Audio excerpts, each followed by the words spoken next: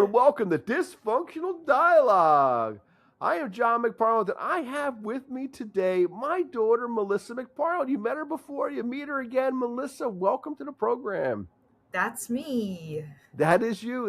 Melissa, Hello. I have a series of questions. Okay. I'm going so to ready. hammer you with these questions. Are you ready? I'm ready. All right. All right. Are you? Okay. Wait, what kind of questions? Well, what do you mean? What kind of questions? I don't know. I'm nervous. Are you concerned? You should be concerned when it comes to me, right? Yeah, that's why. All right, I'm ready. Here you go. You ready? Okay. Would you flip a coin if one side meant you win $1 billion, but the other side meant you grow a second head that argues with you all the time? No, that's so not worth it. I can't. No hesitation. What, is the head just another me? Like yeah, it's another you, but the argumentative side of you. Oh, absolutely not. That's already me. You already have that internal dialogue going on there? Oh, it's already happening. I don't want another head. So that's not a problem then. But then it sounds like a win then. I'll take the $1 billion. I already got it going on. I mean, I just feel like that's so complicated. Like, how do I split the $1 billion with the other head? What comes with it? What happens? I don't think you or the other head have a choice. I mean, it's going to be. I mean, what? Yeah, it opens up the whole. So Sorry. Your struggle here is the fact that you have to live on $500 million rather than $1 billion. Yeah. If I live on in the same body. Yes, but it's a different head. It opens up a dialogue about which head is me at that point. You know, if it's just my head and my brain. Well, that's funny because what if it was like a head that wasn't you? It was just like some crazy old man. Or like what about like an evil villain? An evil villain. Then that. Well, which would be which? Actually, wait a minute. If I'm flipping, wait a minute. I'm gonna ignore you said that. If I'm flipping a coin, that means it's one or the other. So I'm not going to be two-headed with $1 billion. I'm just going to be two-headed and equally as moneyless as I am now. That's exactly right. It's not worth it. It's not worth it. No, but the other side's $1 billion. The other side's $1 billion, and it's just you, a single head with your own internal dialogue. A single head with already the arguments in my head. No, 50% chance. I'm not going to take it. I've been on the losing side of that coin flip too many times. I would love to know. I just wish I could be in a room full of all the people that might be listening to this. I would love to know what other people are thinking on this because it's interesting, right? $1 billion is a lot of money. And when I've posted these coin flips questions before, people without hesitation take the $1 billion. Would take the $1 billion. I don't care about the consequences. No, I can't. Yeah. I can't. Yeah, I don't think I could either. It's too much to get used to. Both sides, quite frankly. Of course, I'm a generation older than you, so I would, theoretically have less time. Hopefully, have less time on this planet than you. But so I would only have to deal with the pain for a shorter period of time, right? That's true, but then you'd only have the $1 billion for a shorter period of time as well. Right, but the other side of that is you can give it to folks. That is true, and I did weigh that. But the flip side of that is two of me would really be annoying to the people around me also. That's twice the irritation.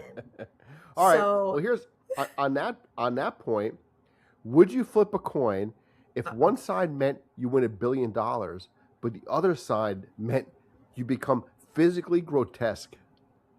Again, I'm not taking this coin flip. No Why? way. Who cares about physical appearance? What do you mean? I do. maybe I'm shallow. But it's a reasonable. I would take that offer if it was I become grotesque and I get $1 billion because all the money in the world means plastic surgery to look less grotesque. Yeah, that's a good point. I don't want the risk. I just feel like But again, then you can do so much with $1 billion that it's just so outside of. Yeah, but There's a lot of billionaires that should be living doing more. living the rest of your life though, by being physically grotesque, it would definitely make for some tough years. Yeah, yeah. No, I can't. It's not Yeah. a 50% chance. Maybe what's the percentage that Oh, I okay, would good, take good. that risk? What's the percentage? I have to say, I don't like playing that game at all. I think 50%, 10%. I don't know if it's I gonna make a can't. I difference don't for know. me. That's gonna be a Yeah. tough one. I don't know. That's I feel tough. like the universe is listening to me right now, and I'm afraid that Yeah. it's like, oh really, oh really, Melissa. All right. Let's jump to a would you rather question. How Okay. about that? Okay. We'll do a would you rather Okay. question. That's better because I feel like there's always an answer with a would you rather. Okay. Here's a simple one. Would you rather only be able to communicate via voice notes or interpretive dance? Uh, that's a simple one. Yeah, it's a simple one. Okay. So, my first instinct, I have two answers. My first instinct is interpretive dance because that sounds awesome, actually. It sounds like That sounds fun, like a right? lot of fun. Yeah. Yeah, I have to say, I Um, had exactly the same thought right? process in my head. Yeah, that it Instantly, sounds like instantly, I fun, was like interpretive but dance. yeah, Functionally speaking, yeah. I'm gonna have to say the voice notes, but here's what it. My brain is saying voice notes, but my heart is saying interpretive dance. That's Do reasonable people because understand me if I'm communicating in interpretive dance? yeah, and think about being in certain situations. Say like you have to go to like the emergency room. You know, you have a problem, and you have to do a dance to tell them that you have like two broken legs and a spike sticking out of your back. That's I'm gonna be a like problem. crying. You know? Yeah, I was avoiding doing an interpretive dance because it's tempting. It's tempting, you know. But even just like the simple, common, everyday things, you know, you have to, you know, do something at a bank, you know, going to the food store, and you're sitting there breaking out a break dance or something like that. I mean, the majority is unfortunate, but the majority of my communication is over Zoom because I work from home and I'm on the phone hours a day. How does that work? How can I communicate with interpretive dance over the phone? I mean, define interpretive dance. It is interpretive. Well, So you know, can I just be like this the whole time, like jazz hands? well, you could, but I'm not sure anyone's going to know what the hell you're talking about if you do Well, jazz that's hands. what I'm getting It's at. it's subtlety with different types of jazz hands. You know, just different. But Oh no, not that, but that. I'm mispronouncing things via jazz hands. Stop yelling! Stop yelling! What should we do, Melissa, for the nuclear codes? What's the nuclear codes?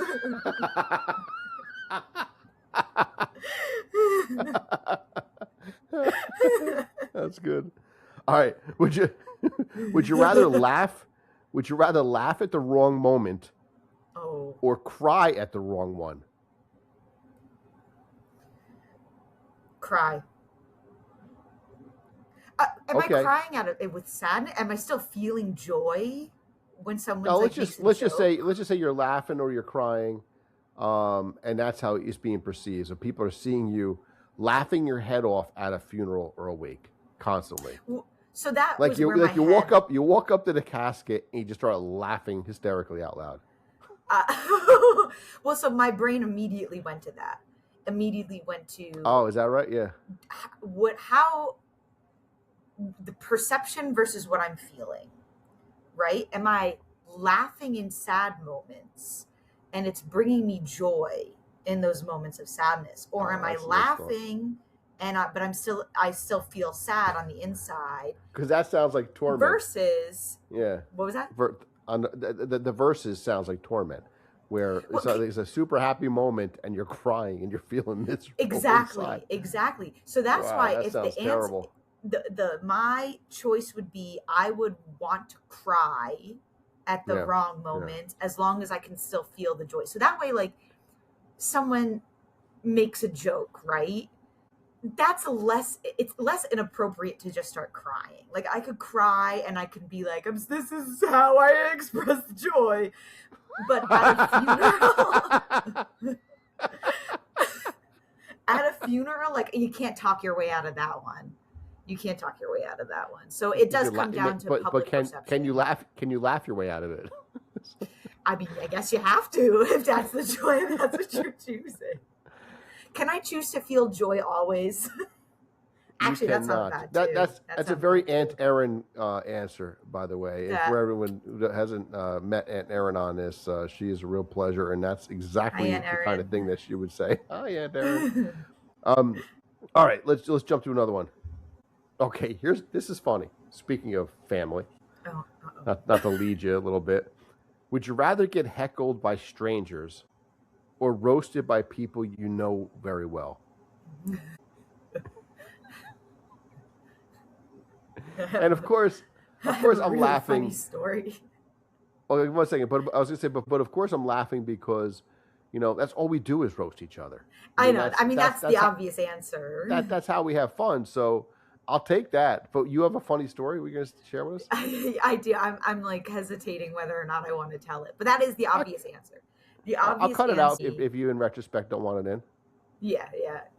So is freshman year of college, and it was me and two of my friends, and I won't say the names of my two friends just for like their privacy purposes, but it's two Hmm. people that you know, and we were all hanging out. It was just the three, just three people, and me and friend. Let's call it. It's two dudes. Let's say Bob and Joe. So Which Bob, which coincidentally happened to be their names. could you? I've thought about that. I think about that all the time when people are like, "Let's call her Sally." I'm like, "Oh, her name's definitely Sally."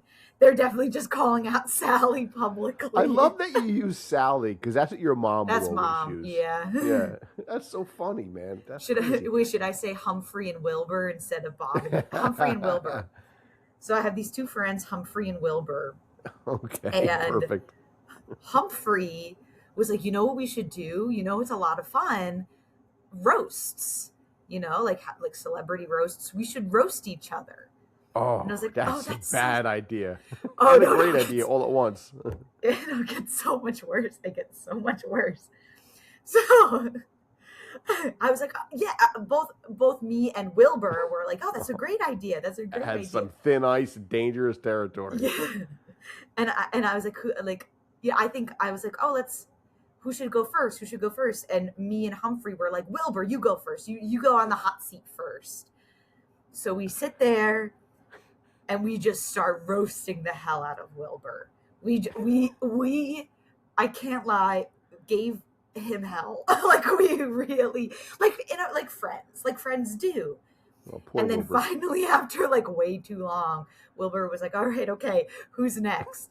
And me and Humphrey look at each other and we go, "I'm kind of tired. I don't feel like doing this anymore." Boom!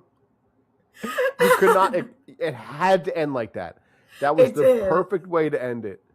It Oh, did. poor Wilbur. You tell me afterwards who Wilbur Poor was. Wilbur. He did not Oh. deserve that. He did not Oh. deserve that torment. But it was so funny. On behalf But of my my daughter, answer sorry, is Wilbur. sorry, Wilbur. Yeah. But I taught her to behave like that, so you can put it on me, it's Wilbur. true. Well, roasting is love, you know? Like Well, that's why almost always, almost I'm thinking it that Chevy depends. Chase didn't think that in the roast that they gave him, where it was like Chevy a Chase bunch of people, sucks. but yeah, well, Sorry. there's that. Yeah, which is exactly what happened because no one who knew him wanted to do it, so they found a bunch of people that didn't know him, and it was always just saying mean things about him the whole Because time. when strangers heckle you, it's That's exactly miserable right. and awkward and like you There's feel no doubt about it. Yeah. You know, Yeah. like when someone I love roasts me, like there's It's always fun. like love in Yeah. it. There's Well, there's always no love doubt in it. about it. I Again, if mean, you do it right. I mean, you have to do it right. That's the love, right? Well, yeah, And everything's got to be said with a lilt, with a smile. Very Irish thing to do, for that it is matter. very Irish. Yeah, We're very, very known for when we bust a stranger's chops with a lilt in our voice. yeah, That means that we're embracing you. yeah. That's a And very dare I Irish say, way to embrace yeah, somebody. Just to be clear, for anyone out there who's not Irish, that's a very Irish very. trait. When an Irish person busts on you, and they do it kind of like, you gotta look in their eyes, right? They got a twinkle in their eyes when they're doing it. Yeah, That's a yeah. good thing. They're The smiling reaching out eyes. friendship to you. It's true. And dare Yeah. I say, also laughing at funerals. And also laughing at Irish. funerals. That's right. Bring it on. If, Which is why that would be my answer with that, because I'm like, I'll laugh at everything. I don't care. well, that's the thing. I mean, every Irish funeral I went to, like, of course, it's sad. There's no getting past. Of course, that, right. Of course. Yeah. But it's also just in the nature to bring out the life and the love that you have with each other, and you got, if you, in the words of a lot of people that I've been hearing recently, if you don't laugh, you cry. So right, you have to actually have some time where you are crying. You have to have the. That's fine. You could do that, right? But that doesn't mean that when everyone's visiting for the funeral, that has to be that moment. In fact, I feel compelled in those moments to be the guy to, you gotta read the room, right? To be the guy to lift the group up, And I think a lot of my relatives are like that as well. But again, you gotta read the room. There's a time to laugh and a time to cry, which goes back to that question again. Exactly. Yeah. Which is why I don't want to be laughing over a casket. That's talk about not Melissa, the right time. If you don't laugh over my casket, I will be very, very disappointed from beyond.